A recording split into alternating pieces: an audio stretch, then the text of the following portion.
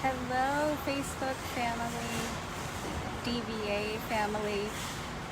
My name is Nicole Paris. I am the dietitian and the functional medicine program coordinator at Dr. Vivian Asamoah's office. And today we're going to do a grocery store tour, right? So this week we've been talking about plant-based diet. We've submitted posts about people who follow a plant-based diet. We've talked about or asked you all what you thought a plant-based diet was. So I wanted to give you maybe a little bit different perspective and a little bit different way to think about plant-based diets. So today I'm here at our local H-E-B. I think H-E-B is only in Texas, so if you are watching this from another state, you probably don't have a local H-E-B, but you have something pretty similar to that. So we are going to be going to the grocery store, and I'm going to hop on and talk about several ways to think about navigating a grocery store, and tips and tricks on how to increase your fruit and vegetable intake and have a more wholesome plant-based diet. But before we start that, I want to talk a little bit about what is a plant-based diet. So we know that, hi, can you guys hear me okay? Can you let me know if you can? Just want to make sure, because I know there's a lot of more background sounds. Yes, I'm assuming you can. So I wanted to talk a little bit initially about what is a plant-based diet, right? So we know that typical vegan diet is a plant-based diet. Vegetarian diet is a plant-based diet. But the one thing that I wanted to kind of drive home during today's session is really that being vegetarian and vegan is not the only way that you can have a plant-based diet, right? In general, eating this way means that a majority of what you eat come from plant foods, right? So, in general, we put out a poll earlier this week and we asked all of you guys what you thought a plant-based diet was. And the majority were correct, right? A plant-based diet is a diet in which you eat anywhere from 8 to 10 servings of vegetables per day. There's even research out there that shows that we're looking at more to 9 to 13 servings of fruits and vegetables per day.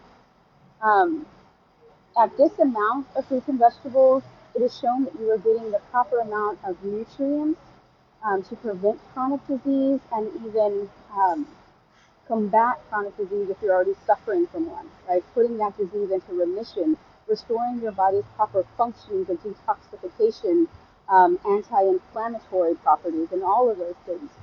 So I know when I sit here and I'm saying eat 13 servings of vegetables per day, it's a little bit like, you want me to eat how much vegetables per day? So I want to talk a little bit about what is a serving. So a serving of cooked vegetables is about half a cup. If you're talking about dark leafy greens, you're looking at 1 cup per serving. And so when you think about that and you think about the quantity of that, it's not a lot of food. So if you cup your hand like this, and if you had maybe about a tennis ball, that's something like a half a cup. And average American gets anywhere from 2 to 4 servings. And we predominantly focus on high refined carbohydrates like bread, rice, and pasta, and protein, meat. So we have very large meat portions and very large kind of refined carbohydrate portions. And then the vegetables are like an added, like, okay, I should eat some greens tonight type of thing. However, what I'm encouraging you and my call to action is for us to switch that a little bit. If a plant-based diet doesn't mean a plant-only diet. It could mean that, but it doesn't necessarily mean that. And many people going vegan and vegetarian is a little bit daunting. People don't want to give up their meat. But if we focus less on the animal protein, it's not only going to be better for our health, it's going to be better for the environment, It's going to be better on our pocketbooks, right? So there's a lot of benefits to that, and that's one of the things that I wanted to drive home this week as we were talking about plant-based foods and plant-based diets, right? So all in all, plant-based diet is not necessarily a plant-only diet. So let's take some time now to go into the store, and we're going to walk around. Please let me know in the comments if you can't hear me properly. I tried to record this last night when there wasn't a lot of people around, but it wasn't as successful as uploading it wasn't as successful as I thought it would be. The video was great, so I'm hoping I can repeat that that I did last night. So let's move on. I'm going to take you guys inside the store, and we're going to just walk through and talk about some of our favorite things. So first thing that you notice when you come in is there's usually kind of some sort of display that they're showing in the grocery store. The display is often the most common in-season foods. So they'll be the cheapest because they're the ones that are in surplus because they're the foods that are in season, right? So if you're shopping on a budget, that's a great way to know, one, which foods are in season, but also which foods are going to be cheapest at the moment. Eating in season is also a good thing to think about because you're thinking of getting the most nutrients available. Eating local, you're also thinking about getting the most nutrients available. HEB does a good job about labeling which foods they're harvesting locally. So you might want to look at that at your local grocery store as well. But the first thing that you notice when you walk into the produce or into the grocery store here particularly is that there is a plethora of lots of fresh food. Right? Every grocery store is pretty much set up the same fashion. So if you shop the perimeter of the grocery store, you are more likely going to get a majority of your whole food-based stuff. So you're getting whole foods in terms of fruits and vegetables, you're getting whole foods in terms of meat, and you're avoiding a lot of the processed, refined, kind of junk food type of foods.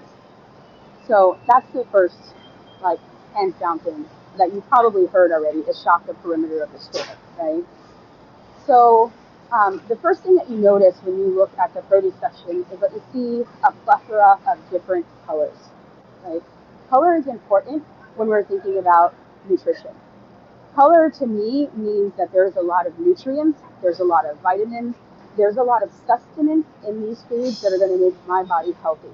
And that's what I want you guys to start taking away from this too. So when we're looking at color, each color depicts the predominant vitamin and nutrient that's available in it. So if you're looking at orange, you're thinking about vitamin A, right? If you're looking at blue, you're thinking anti-inflammatory properties. You're thinking anti-cancer properties and all of those things. But in general, the vibrancy of whole food is telling us that there is a lot of phytochemicals, phytonutrients, flavonoids, antioxidants, and these nutrients are important for optimal health. Right? And so when we're thinking about optimal health, we're thinking about getting all of these foods in as much variety and as much diversity as possible. So that's where we talk about eating the rainbow. Okay, so when I start working with clients, my first step to them, or my first kind of goal for them, is to start making your plate. When you make your plate, think of having at least 3 to 5 colors on your plate every time you sit down for a meal. Now, this doesn't mean that you need to have a half-cup serving of every single color on your plate, right? But you do want to make sure that you're getting multiple colors so you can ensure that you are basically having a multivitamin right on your plate. And as you continue to do that more and more and more, that's when you don't need to take a multivitamin supplement because your diet is providing it, right? Does that make sense? In terms of, yes, so we're looking at 3 to 5 colors. Ways to get that in easily are making things such as pico de gallo, or they call this kind of like a slaw type of thing. It's a way to chop it up, get multiple colors in there. You can utilize that for the whole week. I personally like to make it myself instead of buying it pre-made, but HEB does a really good job about having really fresh, limited ingredient pre-made food such as that.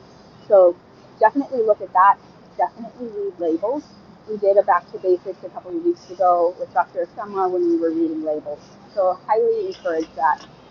If you're not a huge label reader person, getting into that to at least initially to find your favorites could be a good option.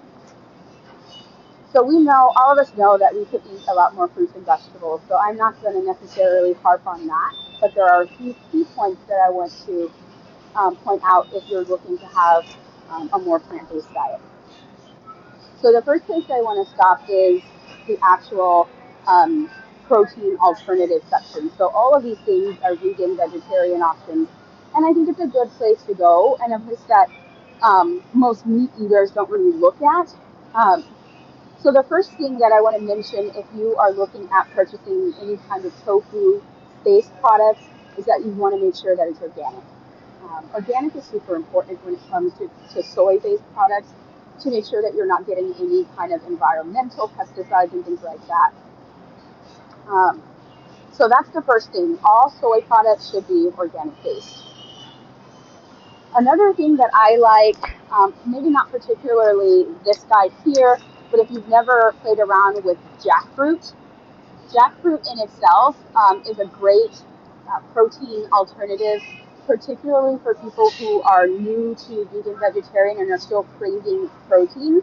It has the texture of like shredded pork, and it does a really good job at absorbing the flavors. So if you use the same seasonings that you would use to make like a roasted pork butt and things like that, it would be a great alternative to still have like Mexican night and things. The other thing that I wanted to point out, which not every store has, but I know Sprouts and Whole Foods does, are sprouted greens or microgreens. So microgreens are a really great addition to salads. They can just be an added kind of topping to your dish, but they really are jam-packed of nutrients. Sprouted greens are kind of infant greens. They're at the stage of when the seed just germinates, and so the nutrients in them far outweighs the nutrients that we find in the actual adult product. So definitely encourage that. If you don't necessarily like the raw taste of them, you can add them to smoothies to help kind of boost up the nutrients there. Third place that I want to kind of pop off and highlight are the herbs and spices. So when I was in grad school up in Seattle, the school had a school garden in which they took most of the produce into the cafeteria, and we used it in the culinary classes that I had to attend as a dietitian. So the one thing that I said for myself that I would support local farmers and buying fruits and vegetables, but the one type of garden that I would want in my house is a very robust herb garden. And I think we forget about herbs and the benefits that herbs can bring us in terms of nutrients and phytochemicals and a bunch of stuff, but also in terms of flavor. Because we don't eat nutrients, we don't think about that. We think about eating food. And when food tastes good, whether it's healthy or not, right? That's what we're looking for, and that's what we're striving for. And so I believe herbs and spices are a great way to get a pop of excitement. I remember the first time that I had a salad that had mint leaves in it, and I had never really thought about putting mint leaves in my salad.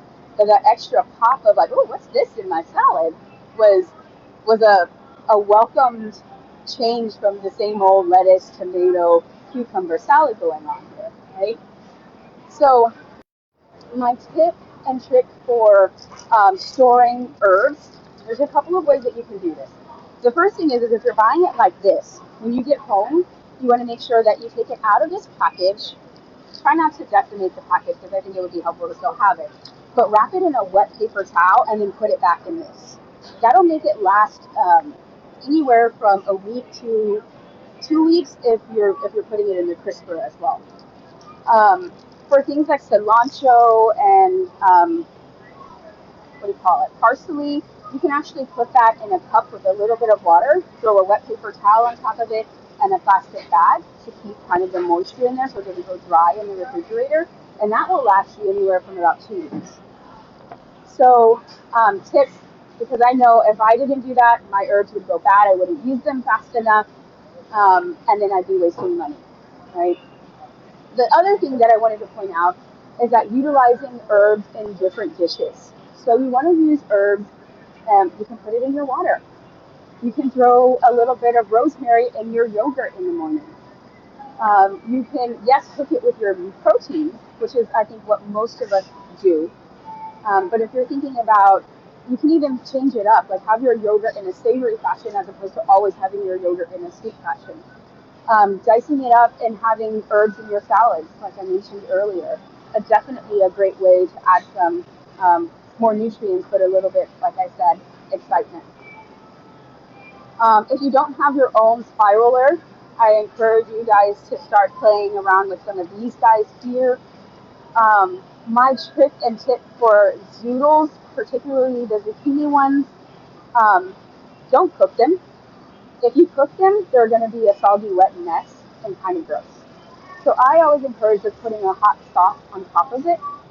If you are one who uses a microwave, you can put it in for just a quick 20 seconds just to get it a little bit hot. But super helpful because then it's still keeping its texture and it's not like this mushy kind of messy thing. That's one of the things that I don't like about the Green Giant frozen ones, because they come out and they lose their texture, and then we're kind of turned off. The other thing, if you're starting to experiment with vegetables that you haven't played around with, I personally think a lot of people don't like vegetables because they haven't found a way that they like them.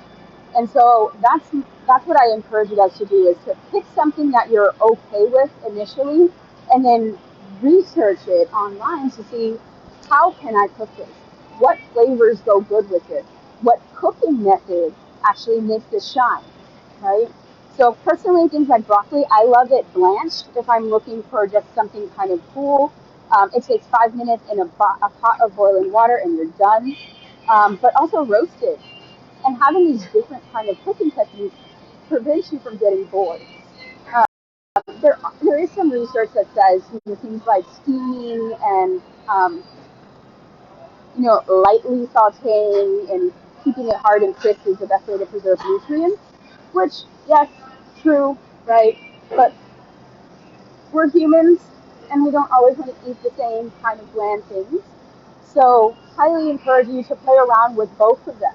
If you have roasted broccoli for 3 days this week, try the rest of the 4 days to have it in a different fashion, or switch up your vegetables. Have a combination of cooked vegetables and raw vegetables so you're getting different types of nutrients. Because research has also shown that cooking can actually bring out some nutrients in foods, whereas it can take away some. So the combination of the two, I think, is key, as opposed to doing one versus the other. I like these things here because if you are experimenting, you don't have to go buy a big old head of broccoli or a big old head of cauliflower rice or buy a whole new kitchen gadget to make cauliflower rice. You can try these out and experiment with them in smaller portions, right? So you're not wasting food and you're not ultimately wasting money. In terms of shopping for produce, I encourage people to do twice a week. If you go shopping once a week and you buy all your produce for the week, you are more likely to waste it. It's more likely to go bad, especially if you haven't quite learned how to store it properly or store it to preserve it. So going a couple of times a week will allow you to get just what you need and move on. One of the things that I love about this section here versus the prepackaged one is often, particularly at places like Sprouts or HEB Marketplace, is that you can buy what you need. So if you only want 2 carrots for a recipe, you can buy 2 carrots. If you only need a couple of stalks of celery, you can buy a couple of stalks of celery. So you're not stuck buying this large old thing of celery and you only need a little bit and then the rest goes to waste if you haven't planned another meal to have it in, or you're not planning to have it up for snacks or things like that. So as you are working to get more efficient with your meal planning and prepping and reusing items, I think kind of picking some of these out would be a better option. So that way you can pick things like 2 carrots and use them in a recipe and have them for a snack. So let's talk a little bit about organic versus conventional, because I get this question a lot. I would love to sit here and say everybody eat all organic, right? But it's not always feasible. And I find people getting anxious and overwhelmed when they can't do it exactly right, like they've researched online, or some dietitians and practitioners say eat all organic. But in an ideal world, okay, yes, we would want to do that. But in a realistic world, we may not be able to do that. We may not be able to afford that with a family and obstacles and everything there. So, with that in mind, I want you all to go to the Environmental Protection Agency website or Google Dirty Dozen and Clean 15. So each year, the Environmental Protection Agency does a third-party testing of pesticide residues on many, many, many fruits and vegetables. And they will come out with their list of the fruits and vegetables that are most contaminated with pesticides. So these are the ones that they would say, probably spend your money on buying organic, right? So the most top 3 common nutria that have been on this list for I don't know how long are blueberries, strawberries, and spinach. So personally, I spend the few extra cents or change or dollar to get those organic. If you're getting the Clean 15, these guys are not having much pesticide residue on them, whether it's due to a thicker skin on that fruit or vegetable that the pesticides can't get in. So that's my advice to you if you're wanting to kind of get your best. If you're working with a budget and wanting to kind of get a little bit more healthier foods or foods that are less pesticide ridden. The other thing that I think is helpful is to look into the company called Imperfect Produce. So Imperfect Produce is a company in which they have, you can get a box of organic foods for $25, right? They not only do they have fruits and vegetables, but they have kind of other options too, meats and things like that. So it's a great way to be able to buy all organic and still afford it. The other one that I think is available in Texas too is called Misfit Produce. And so these guys, basically their idea is to prevent food waste. They're taking the rejects from the grocery store that may not look 100% pristine, but it's still healthy and nutritious. And they are selling it to individuals at a very reduced price. So great way to get in some organic fruits and vegetables if you're wanting to get it more. And then the Dirty Dozen and Clean 15 for any of those other ones that maybe aren't in your Imperfect Produce box. Let's see, what else?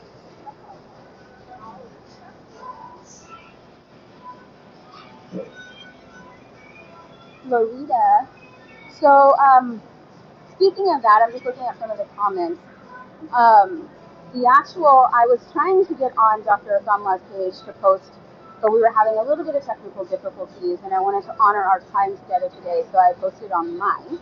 So you should be able to access here in the future as well. Okay. So let's see. One of the things that I think is super helpful in terms of improving diversity in what you're eating is going to the grocery store and thinking of it as a little bit of an adventure. Buying at least 1 or 2 items that you've never used before, taking it home and looking it up online and seeing what can I do with this, right? So just offhand, the one thing that I see here that I've never used before is Sicilian eggplant. So definitely getting a plethora and a larger amount or a different amount of nutrients, being that typical eggplant is a blue color, right? Blue-black color. Same thing with this. There's white asparagus. So you're getting a different part of a different array of nutrients and maybe even a slightly different flavor. Think about things like heirloom tomatoes or purple or yellow cauliflower instead of the normal white cauliflower. Yes, it may have the same flavor, but you can guarantee that you're getting in a little bit different nutrients. So my second, I believe, I don't know if this is my second, another call to action could be to just explore some different fruits and vegetables in your grocery store. Um, let's see. Some things that I've seen in HEB that are unique and I love. They have black garlic, which is a fermented garlic. They sell lots of ethnic foods that aren't typical in the United States. So we have things like corned melon, pisama, or yucca roots. So using these as a substitute for always having potatoes, you make an excellent kind of like mashed potato or even sort of like a French fry type of thing. So those are really good in providing different amounts of nutrients and lots more fiber than a potato. So that's the main raw produce section that I wanted to discuss. I'm going to move on a little bit to the healthy living section and talk some more about herbs and spices.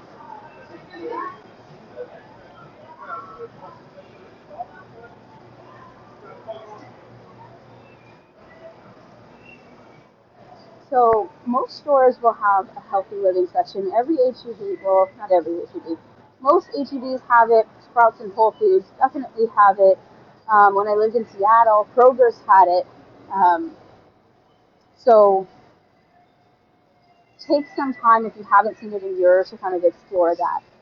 One thing, um, so here's the bulk spice section. Some are bigger, some are smaller, but this is a great, adding spices into your diet and experimenting with that brings back excitement to your food.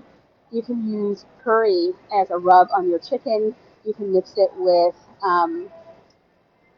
coconut milk to make more of a gravy, right? Or the garam masala for more of a Indian flair spices. Sometimes they have Jamaican jerk seasonings here or Cajun seasonings. Again, still making sure that you're reading labels and that there aren't ingredients in these things that you can't tolerate, right?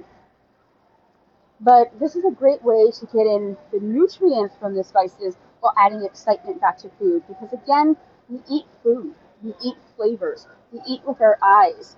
And while yes, we still want the nutrients, we still want our stuff to taste good. And often we want it to taste different. So when we get stuck with eating the same thing every single night, we often go, a burger would be really great right now. And so while your meal preps don't have to be extravagant, you can work on having different sauces or different seasonings using the same ingredients during the week. That's adding in that different amount of nutrients and things of that nature. The other thing is looking at the different forms, right? So here you have granulated onion and you have more of onion flakes. So utilizing these two different things as well as raw onion could really be a nice little different texture, right? This could be a garnish on top of your salad. This could be something that you make your own seasoning mix with to add to your proteins or to soups and things like that. So the other reason why I like the bulk section is because if you are just getting into the groove of experimenting with them, um, I'm not promoting going to the normal spice section and spending $6 on a bottle of something that you may not like. And so here you can spend 50 cents on just what you need for that recipe, and if you like it, then venture out to get a larger portion of it. It's also easier because storing herbs sometimes when you buy in bulk is best done with storing them in the freezer so they stay fresh a little bit longer. Um, so it's easier to do that with a little baggie than trying to put a whole bunch of bottles of spices in, in your freezer. Don't forget about nuts as well. Nuts are part of that, what do you call it? Are part of the plant family, right? So they're providing lots of plant nutrients, fiber, fats, satiety.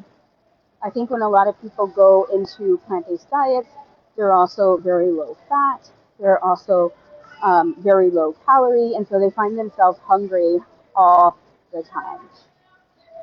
And so one way to do that is to add some really good plant fats by adding things like avocados or adding things like nuts to kind of help keep your satiety in check. Because no matter how healthy your diet is, going the wrong way.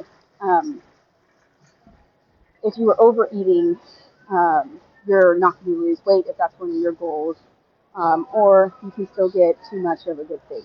Right? You can drink too much water. All right.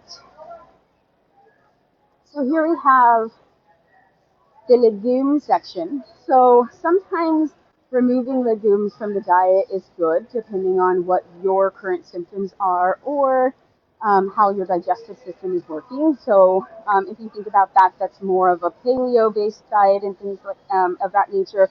Autoimmune protocol, which is the autoimmune paleo protocol. So this is something that I think is very personal, whether or not you're keeping legumes in. But in a vegan vegetarian diet, they are the predominant source of protein, right? So if you are vegan vegetarian, or even if you're just wanting to get more plant-based foods, I am a huge fan of using kind of dry beans. One, you can put your own flavor in there. You can control the sodium. You can control the cooking method. But also, you can control things like, are they sprouted? Have I soaked them? Right? So soaking and sprouting legumes and even grains is a great way to get a little bit more nutrients, because at the moment that grain or that bean sprouts, it is bursting with nutrients because basically it's a baby plant. So it needs all of that nutrients to feed that new growing plant that we just sprouted, right? So you're getting more nutrients when you do that. There is a method to sprouting. So I encourage you to do your research, ask questions, because it can harvest some bacteria and things like that if you're not doing it quite right. Definitely avoid any pre-cooked grains or like rice and things like that, and stick with the whole food versions of rice. I'm not going to say no canned beans, but if you are utilizing them, it's super helpful to have to rinse them off to get rid of some of the sodium. Rinsing them off can get rid of about 60% of the sodium, even if you're using low sodium brands or versions. So in terms of grains, as I mentioned, you really want to stick with the whole food versions, the ones, yes, that you do have to cook, but hey, they cook really well in bulk, and rice and beans are a great staple that freezes pretty well. So you can cook a bunch of it and you can have it for a while, right? I guess the biggest barrier there is how much freezer space do you have, right? So when we're looking at this, we're looking at buying whole grain, brown rice, things that are not super refined, right? Um, so for instance, white rice has most of the fiber removed from it. Brown rice doesn't really have that much more fiber, honestly, to tell you the truth, but it does have more. So it's definitely going to, in combination with a lot more fruits and a lot more vegetables, then, through the grand scheme of our day, we're going to add up to where we need. One of the things that you'll notice as we go to the next aisle is as we get away from the typical grains, right? So things like rice, anything made out of normal flour, and we go more into the ancient grains or unique grains, you'll notice that they have, one, a different array or different nutrient profile, but they also have a different amount of fiber, a different flavor. So we're looking at things like amaranth, we're looking at things like bulgur, we're looking at all of these different grains, ancient grains that we typically don't use.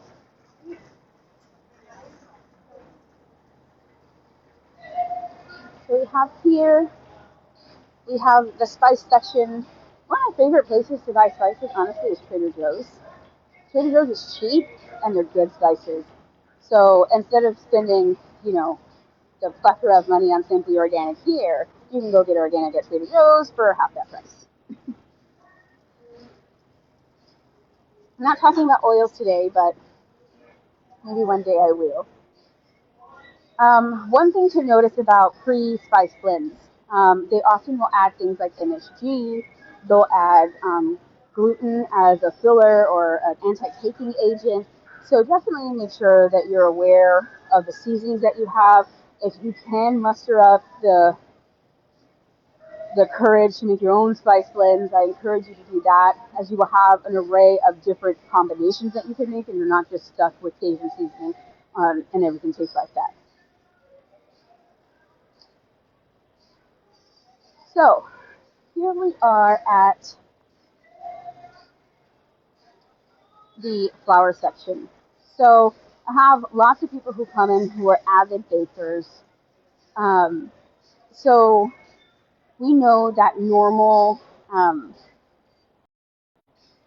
of refined white flour, even if it's considered whole wheat flour, doesn't really have a lot of um, fiber or a lot of nutrients in terms of what our body's getting, right? So Bob's Red Mill is one of my favorite brands because of the plethora of different types of flours and options that they have. Another place to go if you're looking for more nut-based flours is nuts.com. So they have, you know, not only almond flour, but really any nut flour that you can ever want and imagine. And they have recipes to help you with kind of the calculation. As we all know, baking is an art, and and in that it's chemistry. You kind of have to follow the rules, right? So getting those resources, I think, are helpful. So looking at stuff like this, so amaranth, whole grain, when we're looking at the fiber, we're looking at 4 grams of fiber versus 1 or 2 grams of fiber or no grams of fiber with white flour. Even things like semolina flour or sorghum flour.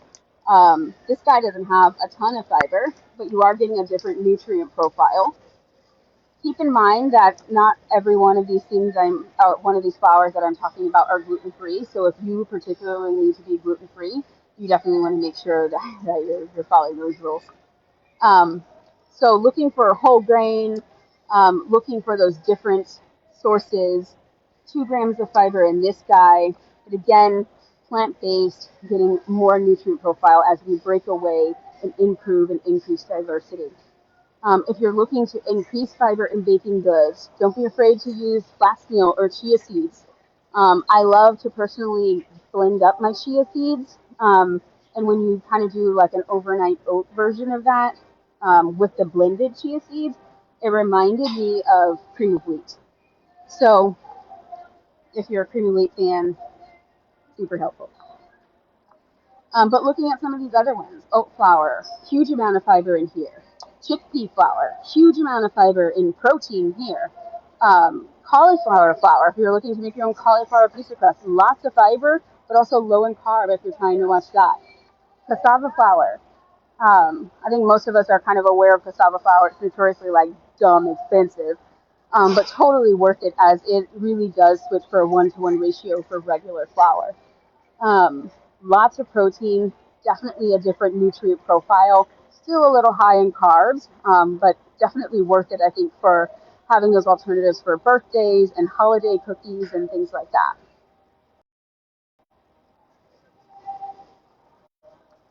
Awesome. So I think that pretty much wraps up the places in the grocery store that I wanted to focus on today. So we shopped the perimeter of the grocery store and we looked at the whole food versions, and then we strategically went through the aisles as opposed to just walking up and down each one of them. Because remember that the supermarket is a business and they're trying to sell you stuff. And so if you don't come in with a plan, or you come in hungry, or you come in just kind of without any idea, we're more likely to fall victim to their scams, right? So always have a plan. Curbside is great. If you find that keeps you on track, then hey, use curbside, right? I personally like to touch my own fruits and vegetables. Utilizing your farmers markets as well is a great time to kind of get to know your farmers. I know in Texas it isn't as big as places like Seattle or even Florida was pretty big when I lived there. Um, but it is. In Texas, there's a couple of local farms and co-ops between here and Austin. Move Jesus is in Seguin, where a they are a faith-based organization, but they take donations. Basically, whatever you can afford to pay for your food, which is great because it's all organic, locally grown, dairy, pork, beef, chicken, all of that. So, um, wanted to summarize everything that we talked about and kind of drive home the key points. So, key points. One, a plant-based diet does not mean a fruit-only diet. I really want you guys to take that home. I hope that's the nugget everybody's taking home. um, so we're looking at a plant-based diet being anywhere from 8 to 13 servings of fruits and vegetables per day. One serving is a half a cup. If you're looking at dark leafy greens, it's one whole cup. Other things. Second point. Eating 3 to 5 colors on your plate every time that you sit down to a meal. 3 to 5 colors. I also encourage, I didn't say this earlier, but I also encourage you guys to have some sort of dark leafy green every single day. You know why people talk about the importance of dark leafy greens? Like everybody's like, you need to get your greens, you need to get your greens. The reason why is because the color, the dark color, actually comes from mixing all of the colors of the rainbow. So when you eat your dark leafy greens, you are actually eating every single color, or at least in nutrients. Um, Third thing is become adventurous. Try things you haven't tried before. Pick things up at the grocery store and figure out how to make it. Right. Um, Third thing is play with herbs and spices. It's a great way to get in nutrients. It's a great way to be plant-based without thinking and overcomplicating everything. Having teas, right? Teas are basically just dried herbs. So drinking a couple of glasses of herbal tea every day, doesn't matter which one you want. Have it warm, have it cold. It doesn't matter, right? The last thing that I wanted to talk about and encourage you guys to do is get a book. So this is a book. There we go. Sorry about that. I lost connection. I apparently was in a bad spot, which wasn't a bad spot 30 minutes ago. Um, so the last thing is start focusing on decreasing the protein portion. This, the size of the palm of your hand or just a card, is the amount of protein you should be eating. It's 3 to 4 ounces, about 30 grams, 3 times a day for the average person. Depending on your activity, depending on your illnesses, you might need more. But the average person, that size of protein, 3 times a day, is good. 3 to 4 times a day. 3 to 4 ounces, 3 to 4 times a day. I don't have anything else to say. So that wraps it up. So we are nearing the end of our week on a plant-based diet. Please answer your questions or enter your questions below. I will be looking at it later and answering any of them. Sue, I do believe that this will be on YouTube. I don't know when it will be posted though. So check back later. So I really enjoyed this week. I really enjoyed coming up with fun things to talk about. And things to do to keep you guys engaged during the week. Dr. Asamoah helped as well, kind of get those engagement posts out. And so I really hope you guys found some value in my grocery store tour and the post that we did this past week. With that said, I will let you guys get back to your families this evening. It's been a pleasure, and see you next time.